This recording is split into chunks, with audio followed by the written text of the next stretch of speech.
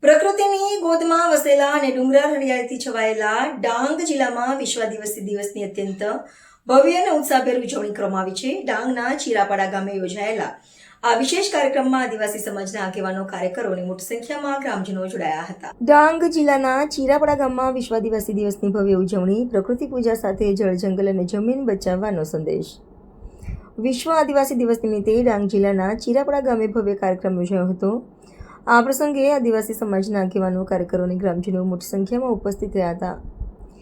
પ્રકૃતિ દેવોની આરાધના સાથે આદિવાસી સંસ્કૃતિ અને પરંપરાનું જતન કરવાનો સંકલ્પ લેવામાં આવ્યો હતો। વક્તાઓએ જણાવ્યું હતું કે આદિવાસી સમાજનું જીવન સદીઓથી જળ, જંગલ અને જમીન સાથે જોડાયેલું છે।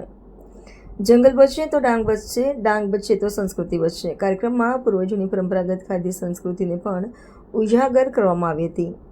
આંબીલ તથા તુવેરીનું, ઘૂઘરીનું સૂપ જેવી પરંપરાગત વાનગીઓ તૈયાર કરવામાં આવી હતી। ઢોલ, લોકગીતો, પરંપરાગત વાદ્યો અને આદિવાસી સંસ્કૃતિની ઝલક વચ્ચે નવી પેઢીને પોતાની માતૃભાષા, લોકકલા, પરંપરાગત વસ્ત્રો, વાનગીઓ અને પ્રકૃતિના સાથેના સંબંધને જાળવી રાખવા અપીલ કરવામાં આવી હતી। વિશ્વ આદિવાસી દિવસ નિમિત્તે ડાંગ જિલ્લા તરફથી સ્પષ્ટ સંદેશ: જળ બચાવો, જંગલ બચાવો, જમીન બચાવો અને આદિવાસી સંસ્કૃતિની પરંપરાનું જતન કરો। સમગ્ર વિશ્વમાં 9મી ઓગસ્ટ એટલે વિશ્વ આદિવાસી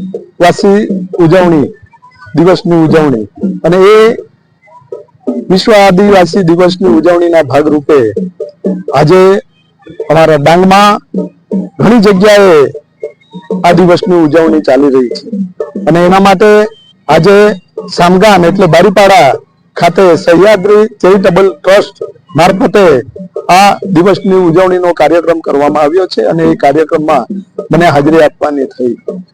અવારનવાર સમગ્ર દેશમાં આદિવાસી વિશે જે પણ છે તો મુશ્કેલીઓ વેઠવી પડે છે, એ મુશ્કેલીઓને ટાળવા માટે આજે આ આદિવાસી દિવસની ઉજવણીના ભાગરૂપે પ્રજા વચ્ચે જવાનું, પ્રજાની વાતો માનવાની, આદિવાસી વિશે જાણવાનું, આદિવાસીના રીત રિવાજો વિશે સમજવાનું અને પ્રકૃતિ અને જળ, જંગલ અને જમીનના રક્ષક તરીકે જ્યારે છે તો આદિવાસીઓ છે ત્યારે આદિવાસી પ્રજા એમના પર જે છે તો મીટ માંડી રહી છે કે જે પણ રક્ષકો છે એ રક્ષકો આ જળ, જંગલ, જમીન અને પ્રકૃતિની જાળવણી કરે અને એ જાળવણી માટે આવા કાર્યક્રમોની જરૂર છે અને એ કાર્યક્રમમાં મેં આજે હાજરી આપી છે।